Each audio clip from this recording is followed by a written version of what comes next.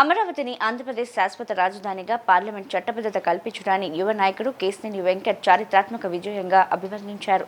Bill ఆమోదం కోసం కృషి చేసిన కూటమి నేతలకు ప్రత్యేక కృతజ్ఞతలు తెలిపారు. ప్రజల ఆకాంక్షలకు అనుగుణంగా అమరావతి అభివృద్ధి దిశగా ప్రభుత్వం వేగంగా ముందుకు సాగుతోందన్నారు. రాబోయే రోజుల్లో అమరావతిని దేశంలోనే అగ్రగామి రాజధానిగా అభివృద్ధిలో నెంబర్ 1 స్థానంలో నిలబెట్టేలా కృషి చేస్తామని విశ్వాసం వ్యక్తం చేశారు. నవ్యాంధ్ర రాజధాని అమరావతి సమగ్ర అభివృద్ధి కోసం ఆకాంక్షిస్తూ నవ్యాంధ్రప్రదేశ్ చాత్తాద శ్రీ వైష్ణవ సంఘం ఆధ్వర్యంలో అమరావతి పవిత్ర జల హారతి కార్యక్రమం దుర్గా ఘాట్ వద్ద భక్తి శ్రద్ధలతో నిర్వహించారు. ఈ కార్యక్రమానికి ముఖ్య అతిథిగా కేశినేని శివనాథ్ తనయుడు యువ నాయకుడు కేశినేని వెంకట్ పాల్గొని ప్రత్యేక పూజలు నిర్వహించారు. కృష్ణా నదికి జల హారతి సమర్పించారు. ఈ సందర్భంగా ఆయన మాట్లాడుతూ అమరావతి రాజధాని నిర్మాణం కేవలం పరిపాలన కేంద్రంగా కాకుండా ఆంధ్రప్రదేశ్ ప్రజల ఆత్మ గౌరవానికి ప్రతీకగా నిలుస్తుందని పేర్కొన్నారు. రాష్ట్ర భవిష్యత్తు అభివృద్ధికి అమరావతి కీలక పాత్ర పోషిస్తుందని, అన్ని వర్గాల ప్రజలు కలిసికట్టుగా ముందుకు వచ్చి రాజధాని నిర్మాణానికి తోడ్పాటు అందించాలని పిలుపునిచ్చారు. అమరావతిని ఆంధ్రప్రదేశ్ శాశ్వత రాజధానిగా పార్లమెంట్ చట్టబద్ధత కల్పించడాన్ని చారిత్రాత్మక విజయమని చెప్పారు. బిల్లు ఆమోదం కోసం కృషి చేసిన కూటమి నేతలకు ప్రత్యేక కృతజ్ఞతలు తెలిపారు.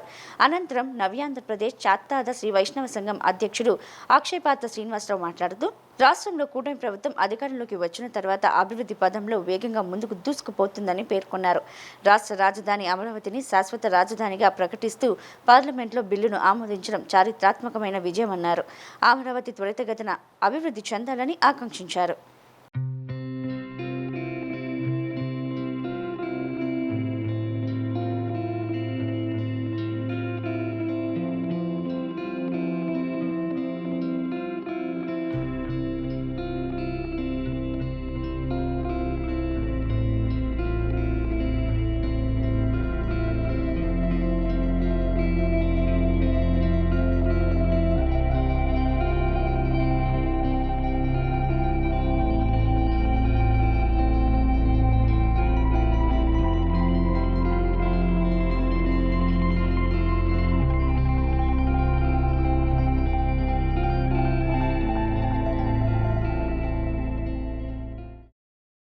ఈరోజు అమరావతి బిల్ గజెట్ వచ్చిన సందర్భంగా ఈరోజు ఇక్కడ హారతి ఇవ్వడం జరిగింది.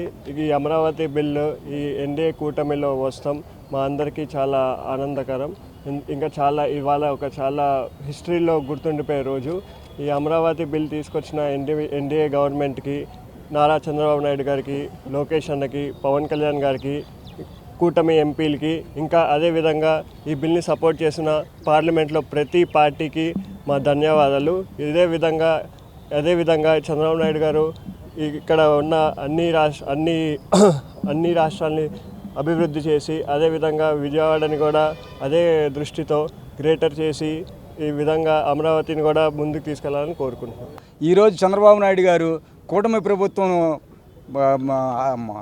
పార్లమెంట్లో అమరావతి బిల్లు పాస్ చేయించి, అసెంబ్లీలో కూడా పాస్ చేయించి, విద్య, వైద్య, ఉద్యోగం గురించి ఆలోచించి అమరావతి నిర్మాణాన్ని ముందుకు పరిగెత్తిస్తారని ఈ సందర్భంగా వారికి మా ధన్యవాదాలు తెలియజేసుకుంటూ నవ్యాంధ్రప్రదేశ్ చాత్తాద శ్రీ వైష్ణవ సంఘం తరపున హార్దిక శుభాభినందనలు తెలియజేస్తూ వర్ధిల్లాలి నారా చంద్రబాబు నాయుడు గారి నాయకత్వం అనే కాన్సెప్ట్తో నారా చంద్రబాబు నాయుడు గారు రాష్ట్రాన్ని ముందుకు పరుగులు పెట్టిస్తారని ఈ సందర్భంగా తెలియజేస్తూ నేను సెలవు తీసుకుంటాను.